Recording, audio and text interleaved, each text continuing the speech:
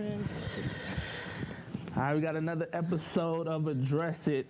I'm gonna let her introduce herself, so I don't sell you short or nothing, but I'm excited to have you here. When I look at you, I see my mom, I see my aunties, I see my sister, so it's beautiful that you was able to come and have a conversation with me, your position, I know you busy, I know you've been running around, but we just start off with, because I know, how should I address you? Well, my name's DAWANNA. My title's Major, so it's Major DAWANNA WITT, but Okay. you can address me DAWANNA. That's fine with me. Okay. I'm gonna call you Major. That's Okay. That is my title. I earned it. Do I gotta say Major WITT or do I say Major Major? WITT. Okay. Major WITT. Can you just tell us a little bit what you got going on right now?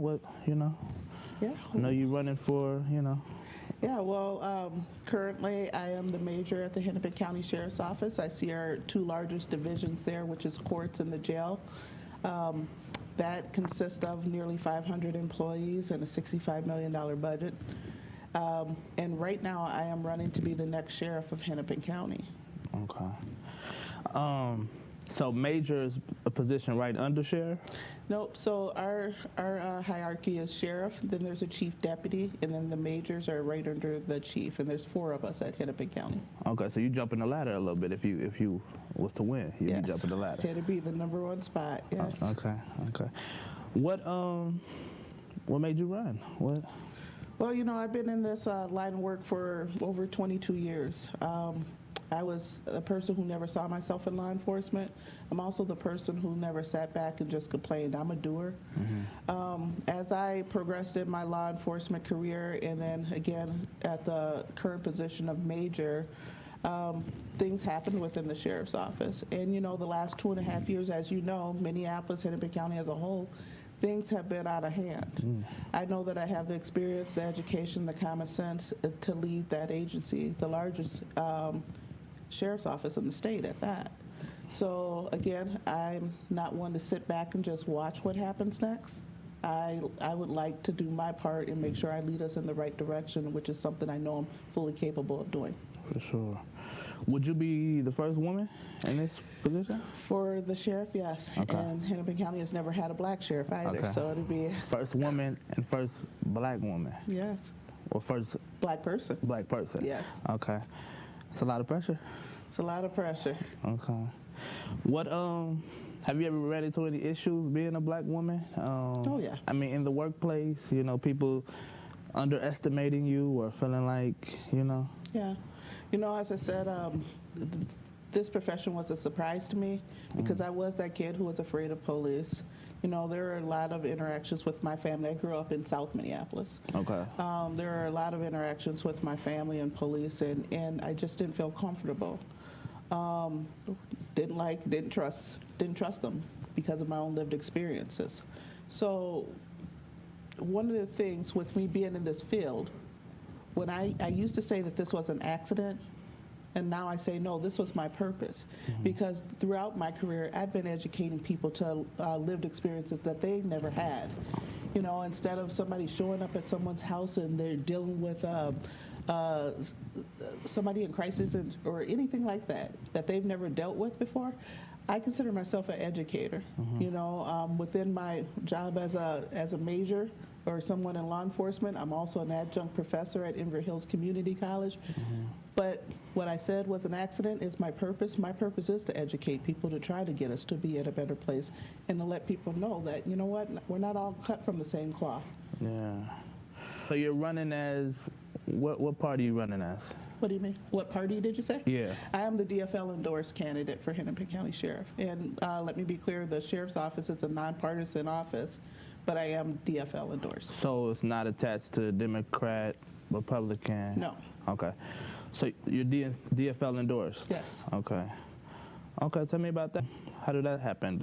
Is that a voting? How was that process? Yeah, it was a voting process. So this is the first time I ever ran for anything, right? So I'm kind of learning as I go, but I've always been quick on my feet. So when I decided to run and started off as an independent, And again, learning as I go, I knew that I needed more help. Well, I'm a lifelong Democrat. And so the help that I went for was the party that I supported, which was the DFL. Yeah. And so that process involved interviewing and then doing speeches and then letting delegates vote for who they wanted to endorse. So when your DFL endorsed, what does that mean? Like, you know, what does that come with? It comes with a lot of support. You know, it's hard running a race. It costs a lot of money. It takes a lot of energy. So with that comes people that help you get your name out there, with the door knocking, the phone calling, the things that you really need to push yourself forward in one of these races. You know, I didn't have the luxury of knowing that I was going to be in this position even a year ago. I didn't decide to run until early January. Most people have the opportunity to plan, get themselves prepped, see who they're going to have in their corner. I did not, you know, but you know, with my life experiences, sometimes you just can't wait for things to be in order, right? You got to just get up and do what you got to do, and that's what I did. I mean, what motivated you then? Like, what was the initial moment, like, that you was like, I'm gonna run? Yeah. What motivated me is specifically the last 2.5 years, the murder of George Floyd. You know, when we had demonstrators downtown, I was out there talking to folks in my full uniform. You know, some people thought that was like, what is she doing? Why would she do that? But you know, what I saw is, why don't you feel comfortable doing that? I never forgot where I came from. I never forgot how people made me feel. People needed to hear from me. And truth be told, I understood that. I understood the hurt. I understood the anger, right? That was part of the motivation. So here, where we are now with everything that's gone on in the last 2.5 years with the murder of George Floyd, the unrest, other social injustices, the pandemic, the wrong thing for me to do is walk away, because I know I am somebody from the community who understands and knows that we need to have these lines of communication. I'm not a quitter. Yeah. But so you say people usually announce that they running or know that they running sooner, though. Yes. So like, why was it so late in the game for you? Because, so I'm in an appointed position as a major, right? Did I think one day I would run for sheriff? Yes. Did I think it would be now? No, I did not. When Sheriff Hutchinson decided that he was not going to run, that was my chance to say, I'm going to run. He gave me that opportunity. When he brought me back to Hennepin County, gave me that opportunity to that appointed position. I'm somebody who has respect, and that he was my boss. I'm not going to run against my boss. No. That wasn't the time for that.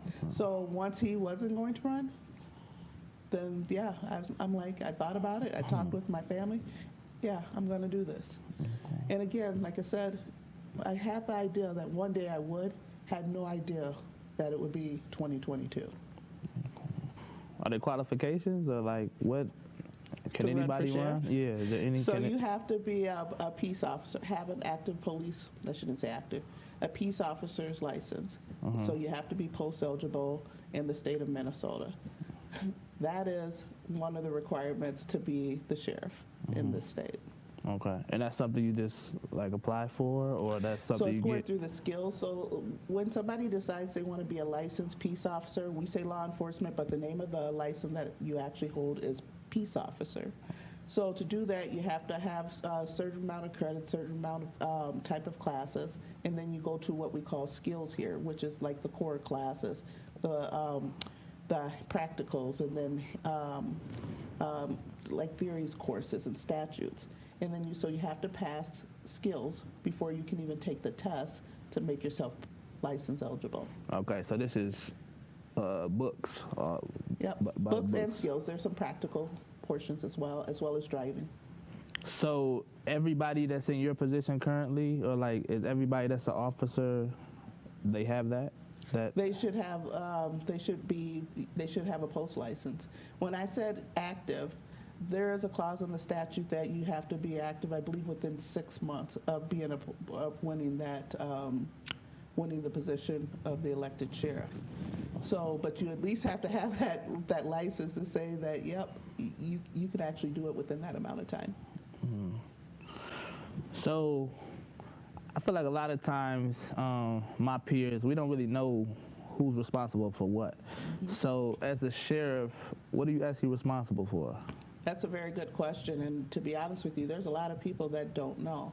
You know, as someone who has trained, interviewed, and tried to recruit people, that would be one of my first questions. What is it that the sheriff's office do? The most two common answers people will tell you is run the jail and hand out papers. That's just the tip of the iceberg. So for the sheriff's office, one, it's mandated that the sheriff's office will maintain the jail, the county jail. So that's one of the biggest portions of our budget and one of the biggest liabilities for any sheriff's office. We're also mandated to take care of the water, such as lakes, rivers, your bathtub. If someone drowned in your bathtub, that's actually under the sheriff's office to investigate because it's related to the water. The other things you think about, patrol, our civil unit. Some people think of civil as, oh, that's not a hard job, that might be boring. That's actually one of the most hardest jobs out there because you know what? When you're dealing with civil, you're messing with people's livelihood, evictions, foreclosures, things like that, you know, civil commitments. So there's that as well. We also have a lot of specialty teams, you know, our water patrol, our violent offender task force. So when you think about the sheriff's office, there's a lot of entities that go under that scope. You know, when it comes in relation to other agencies. So when there's a city that does not have a police department, that is probably going to be one of the primary jurisdictions for the sheriff's office. As for like cities that do have police departments, say you're in Minneapolis, you're Golden Valley, you're Brooklyn Park, you're Brooklyn Center. What we are, we're good partners and we provide mutual aid where it's needed and when we can. So it's a big operation, sheriff's office. And then again, Hennepin County Sheriff's Office is being the biggest one in the state. What's some of your values you're focusing on, that you're running on, you know? So I call them what my 3 pillars are that I'm running on. And the first one, I'm gonna say public safety. Okay. Things are out of control. Crime is out of control. Nobody thrives in an environment that they don't feel safe. We all know that. So we know in order for people to do better, we have to get a handle on what's going on out there. I also talk about reform. As someone who oversees the jail and is very community oriented, we can't forget the fact that the people who are locked up in the jails, detained in the jails, are still people. You know, most people think that, okay, the people that go to jail go to prison. Actually, most people who go to jail go back to their communities. Yeah. And so when I say reform, it's like what resources can we put in our jails to hopefully help people so that they don't have to come back. We can't give up on people. We can't do that. We should not be doing that. So when I say reform, it's jail reform. And then the system reform. Yeah, we need to make changes in law enforcement all across the scope. But you know what? That goes to my 3rd pillar, which is collaboration. So much finger pointing going on and not enough getting done. It's time to stop blaming everybody, do their part. And you know what? Furthermore, don't say that's not my job. Because at the end of the day, we're all human beings, right? What is your job as a human being? You know, being decent to people, do what you're supposed to do. It's kind of like walking across the room, you see your kids see that paper on the floor and they don't pick it up and they say, it's not mine.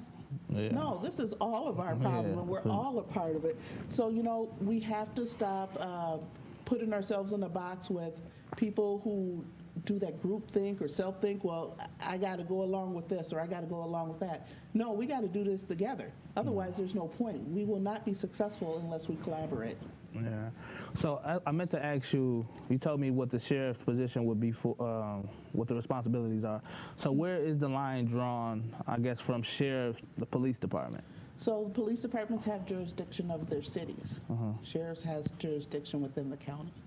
So that's how that is. So like again, cities that have their own police departments, they're the primary agency for that jurisdiction. and the sheriff's office will give mutual aid where needed. So I mean, like, do you guys do traffic stops or Oh, like, yes. you know? So we like, have a patrol unit as well. Okay. Yes. Okay. You know, most people be like, well, I don't see very many sheriffs, specifically in the cities, right? Yeah. But people got to think bigger than that, because we don't just have the city. We Yeah. have the entire county. Right. So that's yeah. So you say public safety. What specifically though? Like what do you see as what's out of hand and what needs to be? Guns. Illegally possessed guns. Babies with guns. You know, I got a huge passion for working with our young people, right? And what we're seeing right now, especially with juvenile crime, you got to ask yourself, do they not care about themselves? Do they not see the value in themselves? You know, one of the things with the pandemic, where people being locked down in their homes, isolated, we are seeing some of the shock of that too. Mm-hmm. But we have to get control of, and I will always start with kids, right? We got to get a hold of kids, because we know that juvenile crime, particularly with gun and violent carjackings and things like that, are at record highs. Yeah. And we got to get control of that. You know, you see people trying to open up their own businesses and trying to thrive, but yet we're always walking backwards, because we're always responding to this nonsense that's going out here. Yeah.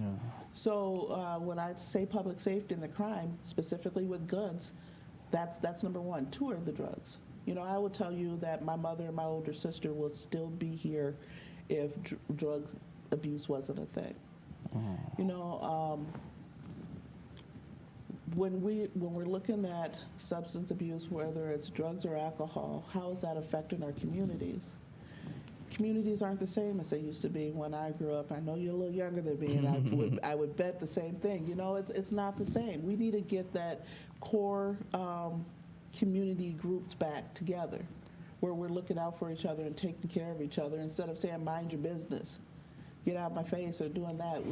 How do we do that? I'm gonna say it again, togetherness, right? But if people are afraid, you're going to be afraid to venture out and start working on those trusting relationships. And so that's why the crime has to be number one. It's common sense to know that if people are scared, they're not going to be their normal self. They're not going to reach out. They're not going to be able to enjoy or thrive the way they normally would. You can't go to the grocery store without looking over your shoulder. So we do that, and you know, we bring back like the block parties. Have some fun. Yeah, there might be one or two out there that try to ruin it. Okay, get them out of there, and they continue partying and having good fun. But where we're trusted, do people even know who they live next door to nowadays? Yeah. You know, you might live next door to somebody for 5 years and not know their name. But you know what kind of car they drive, you know what time they come home, and that's it. But you never talk to each other. No. We need to bring that back. For sure. So when you talk about reform, though, like what type of I guess what type of things have you seen most people need when they come through? Yep. So I got this saying, jail time should not be dead time, right? I will tell you, it was a couple of months ago maybe, where I talked to everybody. I know you think I'm shy and stuff, but I talked to everybody, right? But there was this young man outside of the jail, and he had on the bracelet from the jail, so I knew he just got released. And I go, so what are we going to do not to come back, right? And I didn't say it in a mean way. It was just like, you know, I'm asking him. Instead of him answering that question directly, this was how this went.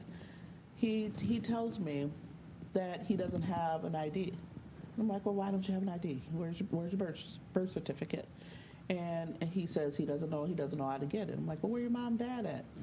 His parents are locked up. So basically, remember, the question was, what are we going to do not to come back? Mm-hmm. And so here's this 19-year-old who doesn't have any identification other than a jail bracelet, right? So I walked him over to the government center where you get a birth certificates from and asked, what does somebody need to do to get a birth certificate? What proof do they need to show? And so she walked us through the steps, you know, what he needs to do. Now, I don't know if he followed through, but you know what? I went beyond what my job was, right, to try to help that young man get the resources he needs. What's important about that is most people think that everybody knows that, right? Everybody knows how to do that. There's this 19-year-old who did not. To answer your question more specifically, literacy is an issue in the jail, where we have people who sometimes can't even read nor write, people who don't have housing, people who don't know how to be financially stable. So, one of the things that I would like to add, like we added a program to the jail, is called HOPE, which stands for Helping Others by Providing Education. Just 2 weeks ago, we threw our first resource fair for people who are incarcerated at the Hennepin County Jail. Brought in housing resources, employment resources, education resources. Now again, I don't know who's going to benefit for that, but what I do know is nobody would have benefited if I had not brought those resources into the jail. Yeah, for sure. And then, a lot of that you're saying, I was going to go to collaboration, but you kind of touched on that a bit. But people don't know who they living next to. They don't know. But I mean, I know we need to trust, but how do we trust though? I mean, like I'm saying, if we took a step forward right when we walked outside this door, what would that look like? Somebody needs to take the initiative, and you can't just say for the city, right? We got to go right down to like the neighborhoods, block captains or whatever, and somebody take that initiative to say, hey y'all, we're gonna meet on Mondays at 6 o'clock. Once a month, twice a month, whatever you're gonna do. But taking that initiative to do that, we often look at, well, everybody ain't gonna show up. Well, at some point we gotta say, look who did show up, and now what effects could those people have? So don't look at it as a numbers thing. Walking out this door, like I said to that young man, I just walked up to him and I talked to him. Yeah. It's the same thing. Okay. Just talk to people. You never know what people are going through or what you can say or learn from other people. And when you're saying talk to people, you're saying like law enforcement engaging with citizens and. So that actually is the same thing. As somebody who would go to resource fairs and stuff like that, I would always look at like law enforcement behind tables. I tell them the same thing. Go behind that table and go meet somebody. Or guess what? Like if you're in the public, why do you have to wait for the public to come up to you? Go talk to people. See, I ain't got that problem because I talk to everybody. Yeah. But doing those things, right? It shouldn't be that you're responding to something. Hey, you dropped something, or hey, do you know where this is? How about, hey, how you doing? Yeah. Why do you think though that that's a barrier though? Like why are they not comfortable with that? Or is it the majority that's not comfortable with that? Oh, I can't say the majority, but you know what? We have to always respect that everybody has different lived experiences, right? And we perceive things in different ways based off of those lived experiences. So that's a big question. Like how I talked about me. I have my lived experiences as a kid, which caused my barriers. What started working against my barriers is when I started working as a detention deputy. So that's in the jail. So to me, that was different than being a licensed peace officer or somebody in a patrol car. But it was in the jail when I started having more conversations with law enforcement, getting to know them as individuals, like, okay, wait a minute. They're not all like what I always believed them to be. And so that's how I actually ended up in this field. So it's the same thing. Basic human needs. God gave us a gift to talk and communicate. We need to use that a little bit more. A lot more, actually. So, I mean, the sheriff position, what do you think hasn't been working? Like if it's policies or anything, what hasn't been working and needs to be changed right away? So when you say right away, just think nothing big and nothing good happens right away, right? But I will say this, and this is with 22, 23 years of experience, some of the things that I still see is, like I said, educating people to lived experiences that they didn't have. I see somebody applying, and I can apply for the job, and you see the things that people are not getting hired for. I'm the one who says, nuh-uh, we can't just go look at it in black and white. Do your homework. Yeah. Why did this happen? Yeah. We also need to look at things like this. I've never met a perfect person. So, set aside from somebody murdering or some kind of sexual assault or something like that, I'm not talking about those kind of big things. But life is full of people that make mistakes. But you know what? The people who learn from those mistakes are some of the best people to go out there and police people. Because what are you doing? You're responding to people who are in crises, that have these issues. They can't you have to be able to relate to what people are going through. You have to be able to empathize with people. And you can't do that if you have not had those lived experiences. So again, like when people apply for jobs and you go through the background check, you know, yep, somebody didn't pay a bill. You pay all your bills. Did you ever pay anything late? Was there a reason for it? You know, what do people learn from those things? Because, you know, you think about it, you're going to be dealing with people in crises who can't pay their bills and are getting evicted, getting lights off. So that's just one example. So that's something I want to keep making sure that I keep a pulse on, is looking at how are we vetting the people who want to be in this field, because I'm a big advocate for, yes, we should have people who are from the community, who know their community in these positions. That's what I was gonna get to that too. I knew it, I saw it on your card. No, I'm just kidding. But no, I mean, seriously, you know, that's so important. So, you know, what is it that, why is it that we can't have more people who actually have that true love for their community and want to do it, be better and do better by even going into this profession? That's what we need.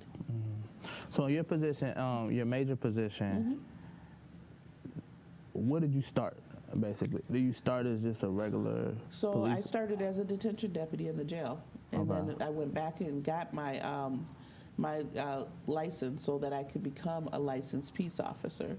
And then, so throughout my career, I've been a bailiff, which is somebody who works in the court, transport deputy, taking people back and forth to appointments, prison, or wherever, a school resource officer. That was one of the best parts of my career.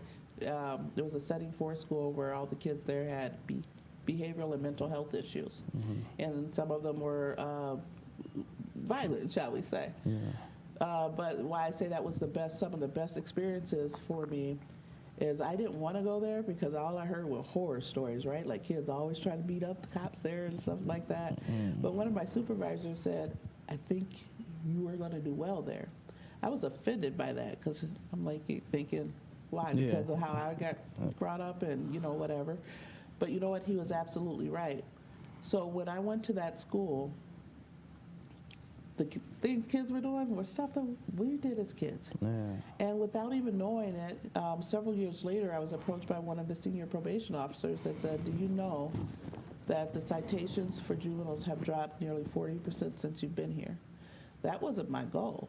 I could just relate to those kids and not everything deserved a ticket, right? Yeah. You know, and it was getting to know them, knowing what their behaviors were. You know what? I'd be like, you beat me at basketball and you don't have to have this ticket. And I don't mean, there's certain discretion that law enforcement has, right, that they can have, but it was not everything deserved a ticket. Some things needed to be talked through. Yeah, that's huge though. That's one of the things, you hit it before I could, but that's my thinking. People got to be able to relatable. People got to be from there, like you say. It's things that'll look alarming to somebody who's not used to it. But if you're used to it from your scope, you like, that ain't nothing. Let me just go talk to them instead of calling for backup or let me, you know, that sort of thing. Note though, like how I said, when he said that to me, I got offended. Like, you know, like what you mean? You know, but he was right, right? So I had to get out of my own way even on that. Yeah. So there's no like, I guess like police training. Yeah. I mean, I know what you said, but as far as like, is that just like MPD or like those type of officers? So to be a peace officer in Minnesota, we all have the same standards that we have to meet, which the Minnesota Post Board holds that, and they send out the requirements that we have to meet every year. Okay. And then per agencies, depending the agency, different agencies have additional training. That's classroom and physical stuff as well? So the classroom, some of it's online now, some of it's classroom, some of it's going to conferences and things like that. So there's a variety of ways that you could be getting those trainings. So how do they determine who's ready to be in the field and who's not? So we're going to talk in general, right? Because each agency has their requirements on what they're looking for in their candidates.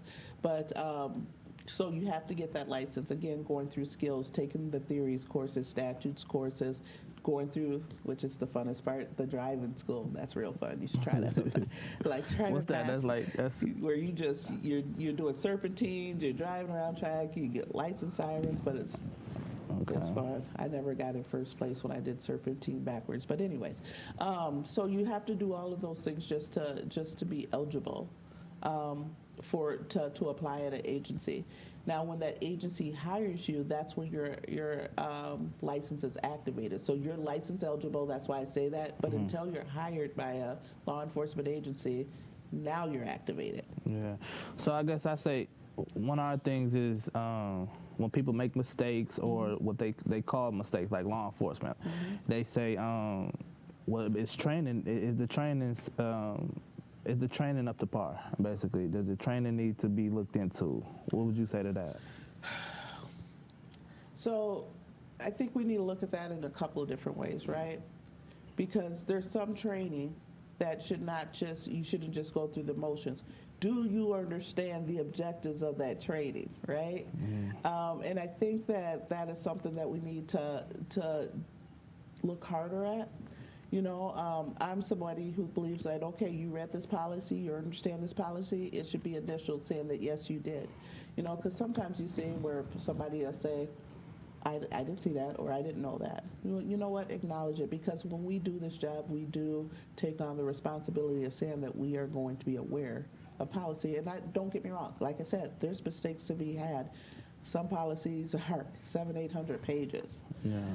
But here goes the one thing that should not be a policy issue, and that's how to treat people. Sure. If I got to teach you how to treat people, you're in the wrong profession. So that's the difference. So when people are talking about more training, are you talking about how we interact with each other? Or are you talking about knowing your policy and procedures? I think those things get intertwined all the time, because you shouldn't have to teach somebody, an adult, how to treat people. And I guess when I was speaking on is like, you know, officers that, you know, they had the officer that mistake the taser for the gun that she said, you know, things like that. And other just like mistakes that are made, and from the outside looking in, it's like, you shouldn't be making that mistake. Like what in your position, you know, you should be looked at like a professional. So how are you making that? I would make that mistake. How are you making that? That is every cop's biggest fear, right? When we say you've been doing this for so long that you should not make that mistake. Okay, so I'm going to ask you this question, and let me actually say this first. I'm not making no excuses, but I want to give something as a reference, right? Have you ever, as an adult, like maybe put something on backwards, right? You know which way, but you did it anyways, right? You know how to do it. So we talk about like muscle memory, right, and things like that. And again, I wasn't there, and I'm not making no excuses. That was a tragedy, what happened. But again, mistakes do happen. There's no training that's going to make anybody perfect. And God willing that nobody ever makes those type of mistakes, you know. And then when we talk about mistakes, I will tell you what I'm more concerned with than somebody making an unintentional mistake is somebody intentionally doing things wrong. They know better, and they're doing it because they're going to think they're going to get away with it. Now that's different, right? That's not a mistake, right. You know. So let's be clear. There's mistakes, and then there's intentional actions.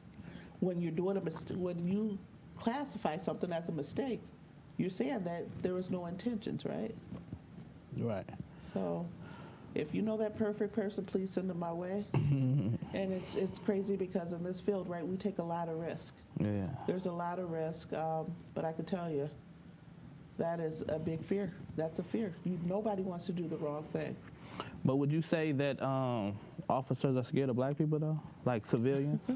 So would I say that's something that, yeah, I would say some, right? I'm never going to say all. But it's like I told you about me like going it's common, though. It's common amongst your other, I don't know, co-workers. Right. I wouldn't say, I would say it should not be as common as it happens, but then when we're talking about biases, right, do you even know? Are people even aware of their biases, right? But again, I don't ever want to let people off the hook who are intentional. Yeah. Right? So do we have somebody where you need to educate them? Like, look, this is what this means. This is how this is. Or asking people. When we talked about that communication, Sometimes people don't know. Now, once I tell you, okay, now it's a different issue because now we know it's intentional, right? But yeah, it exists. I think I've said it. So I've said it in some of my speeches. You can't be afraid to police the people in your communities. And I said that because I know that it exists. But to say most, because I don't know most, I don't know all. Do I think it exists? Yes. Yeah. So what are the demographics pretty much of sheriffs, deputies? Like, is it pretty diverse, or are they trying to hire more people intentionally from these neighborhoods that they're policing, or how does that work? So I can speak only for my agency. I can't speak for other ones, but I can say overall, yes, that's the goal for everyone in the metro area, since I'm more familiar with the metro area, is to diversify the departments more. This is where I think community policing is very important, because like I sat here and told you, we need people who know their community, who care about the community. And, I know we have people that say we want to change, we want something. Well, people need to understand, just like I had to learn, some things you have to do within the inside, right? I would like to be more proactive and being in the community and say, yes, you can. Again, I didn't see myself in this position. I didn't see it. But you know what? Again, I'm going to tell you, I was supposed to be doing this work. And I'm always looking for an opportunity. Where can I find people, especially people that look like me, to say, yes, you can too. I can tell you, nobody ever came to me and said that you can be a police officer. I've never heard that. Yeah, no, you're not going to hear that from me. But we need to. Yeah.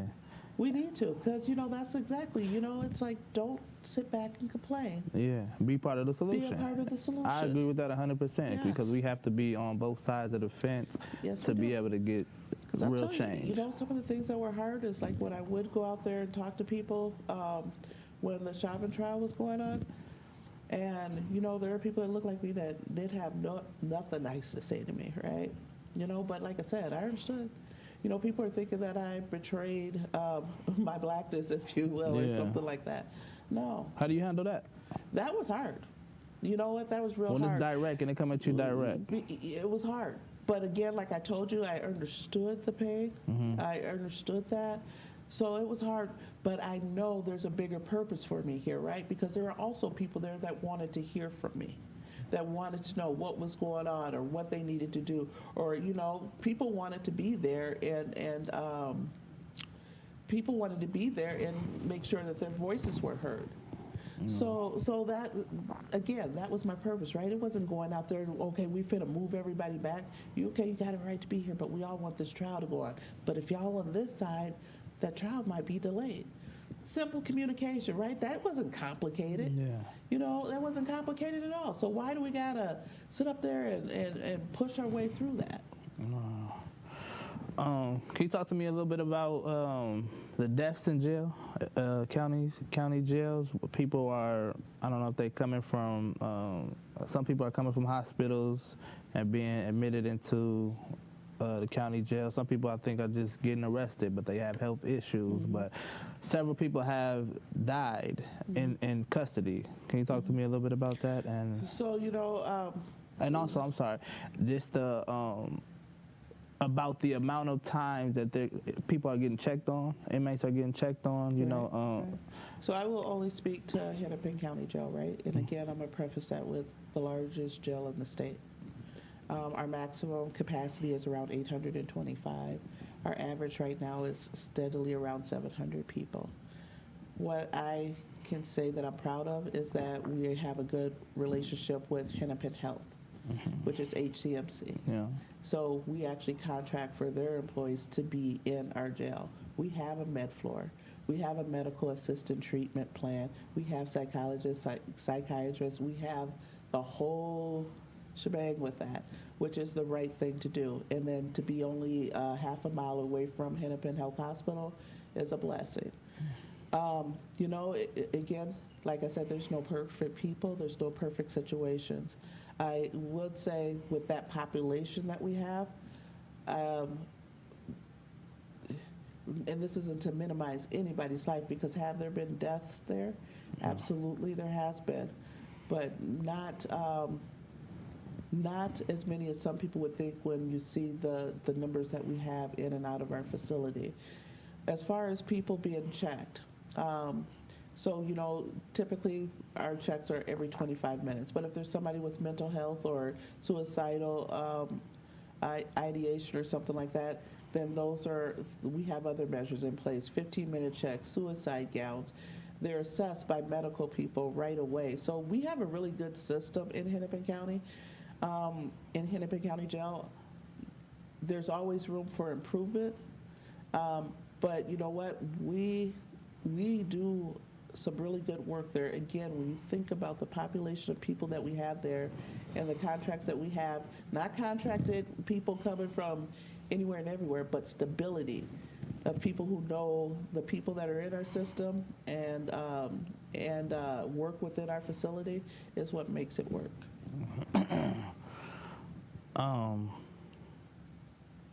You guys do, part of the sheriff is to basically, you guys are the enforcers, correct? Would you say that? Y'all enforce everything, enforce when the law. Enforce law. So you guys are over like the raids and. The raids? Yeah. Like okay, so are you talking about the protests, or you talking about like homes? I'm talking about like homes. Yep. Like, so that's every the sheriff agency, that comes. every agency can, yeah. Okay. So when you guys go in homes and y'all find like money and, you know, all valuables, what ends up happening with that type of stuff? So it becomes part of the investigation if it's related to the case. It's everything's inventoried. I don't know what more specific you want. But then, like down the line, I'm saying like when stuff is clear, you know, the case is clear, but maybe you went into a house. So if a case is cleared, then anything that was taken as a part of that investigation is given back, unless it's something that was illegally. That person illegally had. I guess that's what I'm trying to say. When you guys do decide, no, we're not giving this back, where do is there a specific space that those funds are used for? So there's there's like different parts of investigations. Like for instance, if it was the drug task force, is it going to a general fund that goes to the state? Is it a general fund between the various agencies? Because a lot of the task force now is not just one agency, it's mutual aid. So there could be various things like that. Okay. So I have a couple peers, you know, they would get into an unfortunate situation and they'll be in custody for a few days, or maybe even a longer extended period of time, but they end up being innocent, you know, getting back out, but they lost their jobs or their house or whatever that was important to them. What happens in situations like that? As far as law enforcement? As far as, is there anything in place for things like that? So no, there isn't, and that's why I talked about like that HOPE program and having more of a wraparound service. That's something that I'm actually building on right now with our agency. Like I said, I brought all those resources in. You know, another thing that I think it's important for people to understand is like the jail doesn't decide to hold on people for a certain amount of time, right? There's a court process. Right. There's a legal process. In fact, we can't let anybody go unless those things are done. Wow. So, but you know, again, I'm gonna go back to that. That's not my job, right? Yeah. That's why we need the layovers with other agencies, and we need those partnerships, because we know absolutely people are going back to what they thought was a home and there's no home. Or you know what, they're released from the jail with a check, they can't get on public transportation because they have no cash. So those are things that we're building on right now.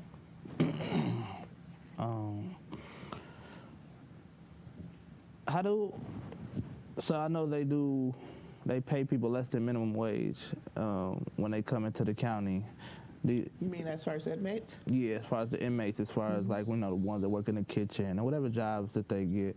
But like as part of like reform, like, is that okay, you think, for them to be getting paid such a low amount? Or like, I would think like it would be helpful if they had a little money to come home to, you know, more than, I don't know the number, but if they was able to save up a little bit, and then when they did get out, they did have a couple dollars, you know, I would think that would be a positive thing. What would you say to that? I think that is actually a good idea. So, but here's one of the other things that people typically forget about. So for a jail is pre-trial. They're not sentenced. Soon as somebody is sentenced, they go to the workhouse or they go to prison.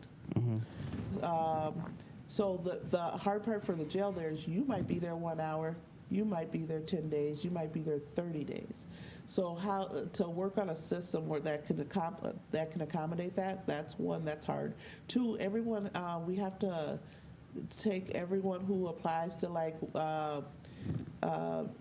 work within the jail through a process to make sure that one, they're not an escape risk, or that they don't have any other issues that might be cause issues for the work that they're doing. So is it doable? Yeah. Is it going to be very difficult? Yeah, because again, because it's a jail and you're not sentenced, we don't know how long we'll have people there. So to vet people to make sure that they're classified correctly to do those jobs it has to be the priority for the safety of the facility. Yeah. And just my suggestion though, I just think it really just needs to get into people's homes that it's okay to be with law enforcement. You know, it's okay to work with it. It's even hard to say. It was even hard for me to just say, you know, but not in a way that you know, getting other people jammed up and stuff, but it's okay to be part of the solution. And I think, like you said, you never heard that. You know, I never heard that, you know, but how do we get to be where it's normal? Where I could tell my son, you know. We need to see it more. We need to see people more, you know, that saying you can't be what you can't see. There's some truth to that. And then the other thing is, people think, okay, yep, well, I made a mistake, or you know what, my mom's on drugs, or my dad's on alcohol, so they can't, they won't take me. Like, what I'm gonna tell you is my upbringing, where my mom was an addict. She passed away. My father was an alcoholic. I grew up around gangbanging, my cousin, everybody. I did not have the best childhood. But for us, it wasn't that it was a bad childhood. It was survival of the fittest kind of idea. So when I applied for that job at the jail, I was like, I'm going to do it, but I'm just going to let them tell me no. I didn't believe it. But I wonder now in my career, would I have started that sooner if somebody was like, yes, you can, right? So we gotta have people that believe in themselves. And you know what? Don't tell yourself no. Make them tell you no. Come through the process. Come apply. We'll tell you. We'll see. Even if you got stuff on your background. Even if you got stuff, you know, we have clear indicators of what would disqualify you for that job. But sometimes, you know, people scare themselves out of taking those opportunities. You know, or even like, call me. Miss Witt, I got this, and that. Is that something we could do? You know, and then not only that, so you think about the sheriff's office as just one entity of Hennepin County, right? All right, there might be some people who did go to school to be licensed, and you might got something there that would prevent you from being licensed. But let me tell you, we pay good in the jail. It's a good job with the same benefits you get as a licensed person. So let me see, where can we find a place for you? Everybody's got to start from somewhere, right? And again, pushing that belief in people that yes, you can do this, and then telling them they can do it. Man, I'm speaking from experience. It's doable. Yeah, for sure. Make them tell you no. So you say you from South Minneapolis? Yes, I grew up in South Minneapolis, but actually born in Chicago. Okay. So you went to high school here? Yep, I graduated from South High. Okay. Well, yeah. So you are the doer then. You the demographic we're talking about. Yeah, you know. It was a mom at 15 that made things even more difficult. But you know, it's like Do you have what sons? we gotta do. I have 2 daughters. 2 daughters. Yeah. Remember I said like I was a tomboy? Yeah. So I said, yep, God got me back with 2 girls because I was a tomboy. So my mom got revenge on me. If you did have you have nephews and Yes, I do. Do you ever, if you were talking to them and you had to give them advice on a encounter with law enforcement, what would you tell them? Well, it's not what I would tell them. It's what I've already tell them, because I come from a very big family. You know, listen, pay attention. Give people. If somebody wants your license, doesn't matter if you think that they pulled you over on some BS. That doesn't. Just do it. We have to do better with, if you think your rights have been violated, go ahead and get yourself through that stop, get yourself through that situation, and follow through on the complaints. Right. You know, I will tell you, my youngest brother, he's in prison right now, and he'll be there for a minute. But I could tell you one time where he got beat up so badly. It was interesting because we asked for the squad video and it was full, so we never got our hands on that, right? But he was in jail, his face was all messed up. You know what my brother's fatal flaw was? I was working harder at him to try to file the complaint than he was. He didn't follow through. There is nobody who likes bad cops more than the good cops, because they make my job harder. They make every good cop job harder. If your rights are violated, and this is what I tell my nephews, I want you to complain. I will go with you. Write it up, but also follow through. But get yourself through that situation, you know, and sometimes they'll tell me the story, and I'll be like, you're tripping. You know, because there's that too. But then there's sometimes like, yeah, that's not right. So get yourself through it. So basically, make it home. Make it to where you need to go, and then if we sit this discrepancy, we'll handle it then. But we can't do it unless you get through it. Yes. You know. Yeah. Okay. There's no need to sit up there and fuss and fight. We need you home. Yeah. You know, and let me tell you, because when you have a family member that's in law enforcement, you're not only the cop, you're an attorney, you everything, because so they call for, I will tell you on my way here, one of my nephews called me. I was like, boy, I'll call you back. You know, but get through it, you know, and don't dismiss what you feel, and just make sure that you see everything. Stay calm, see everything, process it.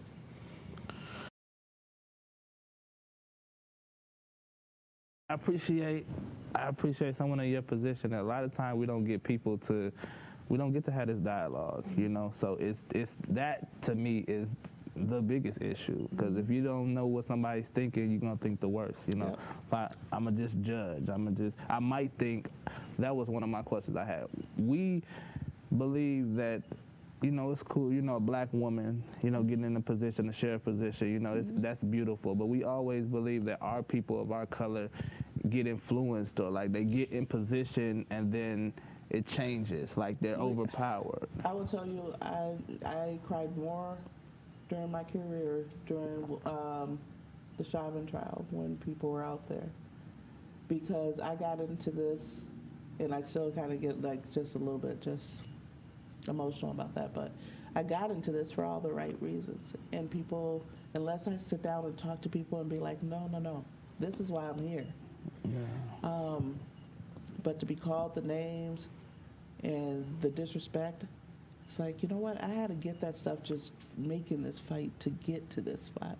I don't need it from people who look like me, who assume that I'm overlooking, I'm not addressing concerns, because I do.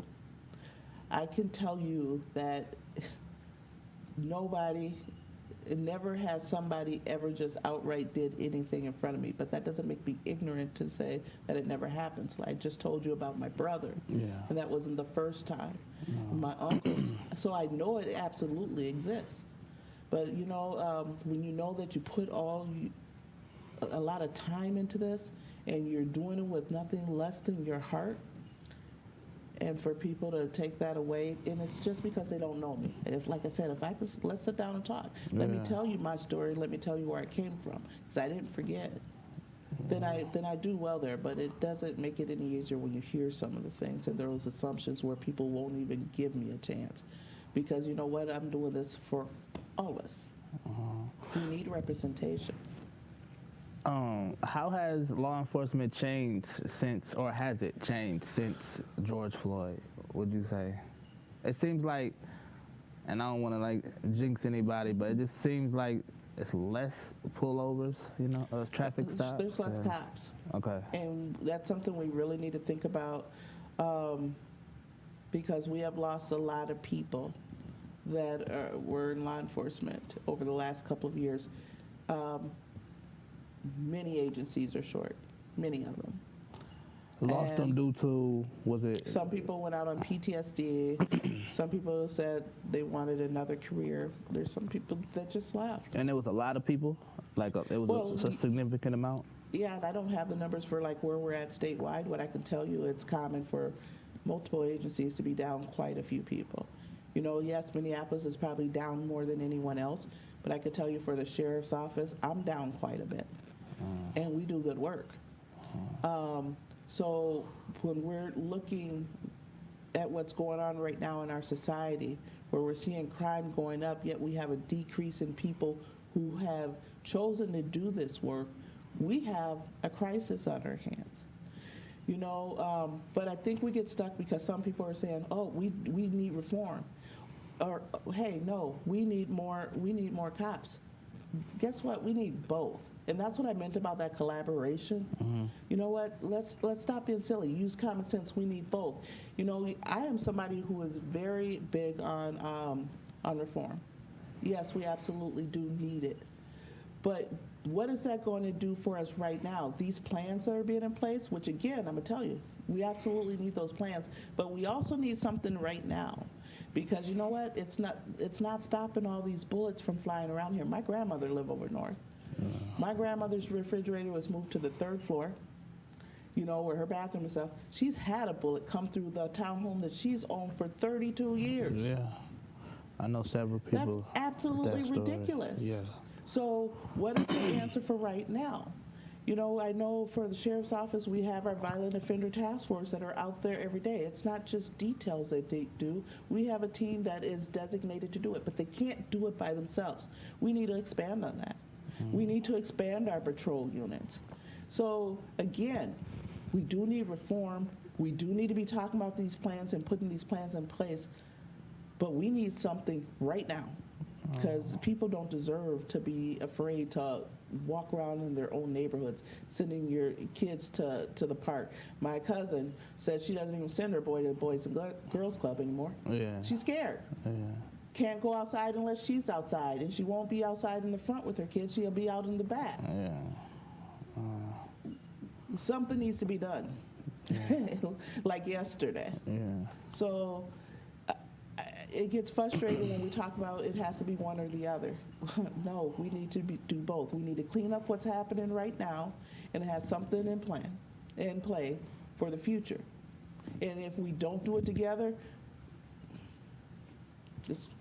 we'll be doing this a lot longer than we have to. Can you tell me a little bit about no-knock warrants? As far as like, how does that work? Again, I know I don't know all the actual stories, but you know, when you go into somebody's home, the hours they choose to go into the home, is there a reason for that? You know, so you hear about stories where they go in homes really late or early in the morning. Yeah, so, you know, when no-knock warrants are signed by a judge, it has to meet a certain threshold. Is there a reason, like, is there a danger to the person? Is there a danger to the other people in the home? Is there a danger to the officers? You know, that's just one of the elements. The other one would be, okay, is there a chance that the evidence will be destroyed if you did not do the no-knock? So there's different reasons why no-knock warrants are applied for. What I will say, well, I can't say for everyone. What happened with Amir Lott has made people look at those no-knock warrants, you know, and are saying that we're not going to participate in those anymore. So you know, there was, again, we got to think about the whole process. There should be certain things that were in those warrants, so we're going to talk before a mirror lock, right? Certain elements in those crimes to get a no-knock warrant. And then it had to be signed off by a judge. Now, I think most agencies, at least in the metro area, are not doing those anymore. Yeah. So. Yeah, because I'm just trying to understand, because, you know, some of the stories, you know, they're coming in, you know, sleeping hours, you know. And for anybody that has somebody come into the house during sleeping hours, like, are you going to react, you know, and maybe you don't got time to look and listen. You reacting. You think that's a burglar. You think that's somebody, you know.